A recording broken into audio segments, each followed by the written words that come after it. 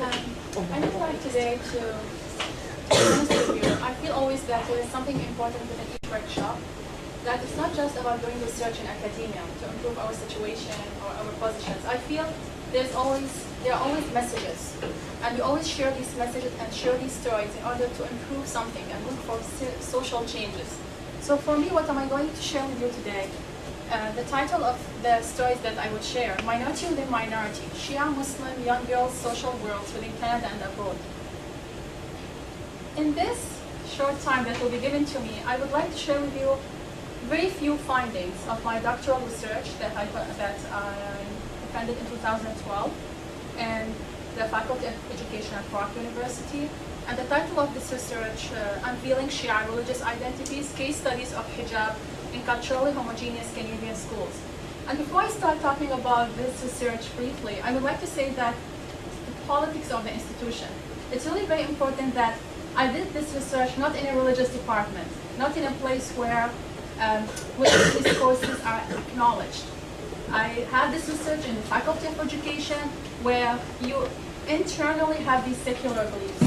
And sometimes when you are a graduate student, you have to think of how can you survive, how to be strategist, how to develop your methodology in a way that will legitimize your research. So for me, this really influences even my methodology, influences how can I let other faculty members appreciate my research. And I feel this is something very important for you, some senior faculty, sitting here when you have graduate minority students doing research. It's really very important to think how can you provide a safe space when they want to talk about the research or about the minority group. I'm not trying to critique my faculty. I'm always acknowledge the advocates, those who help me a lot in reaching where I'm now here. I just want to talk briefly about Shia. Unfortunately now when you look at the media, Shia, it really promotes a kind of sectarian divide of what's going. What really I want to do is talking about the religious diversity, not the religious differences.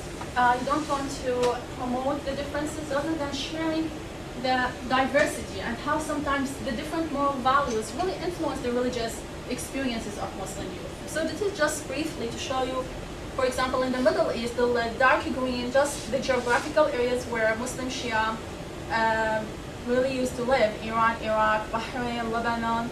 And this is something, when you think of minority within minority, the majority of Muslim population, there is a Sunni group. Within the Sunni group, there are also diversity. And there's also minority Shia group. And also within the Shia, there's also different groups. Now, I belong to this research, belongs to the Shia Ithna Ashar, which is the majority Shia within the Shia. But at the same time, there's historical divide when we talk about the majority of Muslim, and I'm sure you are familiar with what's going on, some of these issues that are going. Some of the Shia ideology that I feel are really very important, I'm going to talk about the moral values of the participants, that they are adhered more to Shia beliefs that after the Prophet Muhammad, they should follow the descendants of Fatima, his daughter, and her husband Ali. And the role of the woman really plays an important role because there's a kind of charismatic leadership. They believe that those descendants, they have this divine leadership, and it's really very important to follow most of the hadith and most of the Sharia law from them directly. And there's this for Ashura, if some of you are familiar with, it's a kind of yearly commemoration, celebration, talking about the sacrifice of the grandson, Imam Hussein. There's a big historical issue happened where the whole family of the Prophet, they were slaughtered in a very savage way by government Yazid. And this issue really influenced and it's internalized within the generation of the Shia in the Middle East and even in the West, where every year they gather together and they commemorate and they talk about this story, the sacrifices and the moral roles. The role of the woman plays an important role in this historical story, where you have the sister Sayyidah Zainab, after the killing of her brother, she gathered the kids, and when they were just taken from one country to another, she used to protect the kids. She was very eloquent. Her eloquent speech against the patriarchal society in front of men at that time. So this really influenced the participants when they talked about their understanding of gender issue. And to be honest with you, in developing my literature, I really found, in terms of the Canadian context, dearth of research. And I started to look for American context. And I found a lot of US scholars, they were really interested in this group. I did a lot of research, and I'm not sure whether it's the politics like in the US, they want to understand this group and they acknowledge the funding of this group. And for me, in order to avoid biases, I refer to Muslim, Shia, non-Muslim, liberal ones, and non-Muslim scholars, because I feel researchers' positionality and background influences how they look at certain groups. So this is just to show you a picture, and I used in another workshop that this is a picture just to show you the West, how sometimes they interpret Islamic experiences. For someone who doesn't know what is this Ashura, this commemoration, McLean, they use this picture just to show, for example, negative image about Muslim women. Oh, this child is oppressed, look at her, how she's looking angry, and someone who doesn't know the context. And I just wanted to understand how it's really important to contextualize the experience. This is in Turkey, where you have certain group, they are commemorating, wearing black. This child is not angry because she hates someone. She's angry because she's listening to the story. She's influenced of the tragical, historical things happen in the story.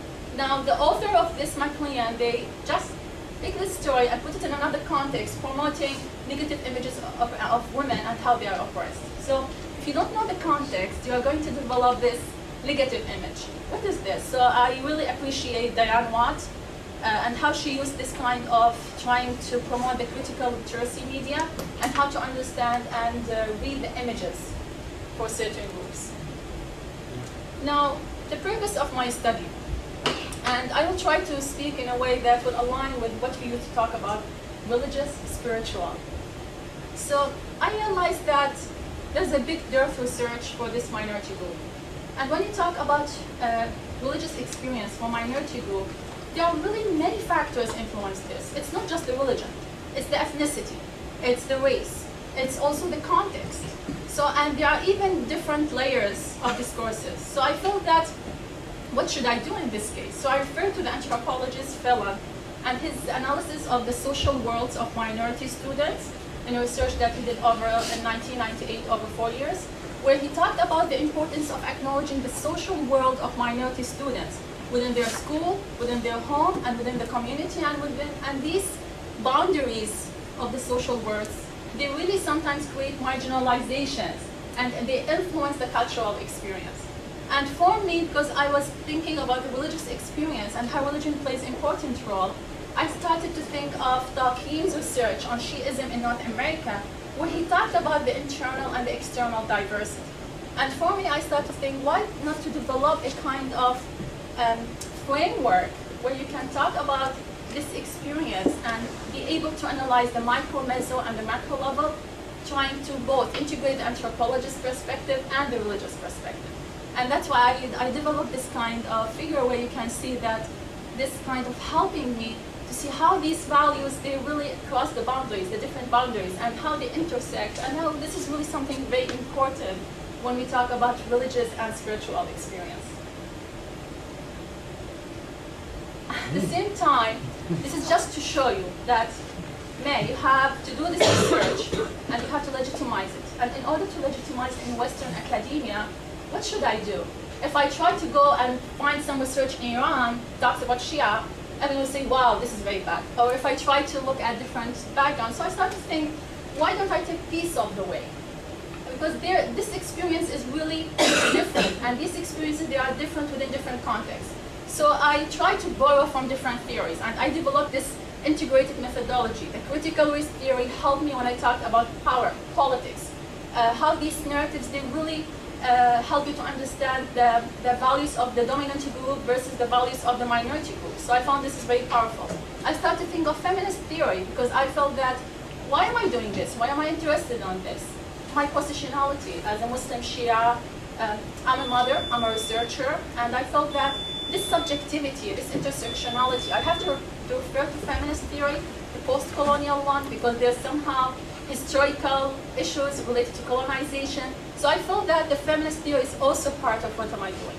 Identity theory, I'm sure that everyone knows the religious identity, and even going with the across psychological studies, how minority identity is examined within different contexts. So I try to use interdisciplinary approaches in my research. Part of it is to legitimize it, and part of it is to help readers, even if they are secular, they don't have any background, to understand the nature of these experiences. and decolonizing methodology, because I feel that Islamic epistemology should be acknowledged. And going back to Smith, talking about the importance of indigenous methodology, talking about Stonebanks, who's in Montreal, talked a lot about Islamic epistemology and the religious commitments, and even the role of the researcher as insider, and how to balance your role, whether you are insider, outsider. I feel that this is something very important in my study, that I have to acknowledge different theories when I want to analyze these experiences. For my data collection, quickly, I followed a semi-structured interview and my field notes, my own observation. My samples were 5 Lebanese Canadian, 5 Iraqi Canadian Shia Muslim females. They were all born in Canada, but their parents, they are counted as immigrants. And they are counted in terms of their religiosity, religious. They follow the practices, they observe the practices. The girl at age 9, for Shia, they observe the hijab, which is somehow maybe different for Sunni, some at 12, some maybe before. So this is something that I felt it's very important to talk about the degree of religiosity. And when we talk about even the age group, 9 to 12, they are still under their parents' supervision. They follow a lot of what their parents, so the family plays an important role in how these kids understand their religious experience and even their gender role.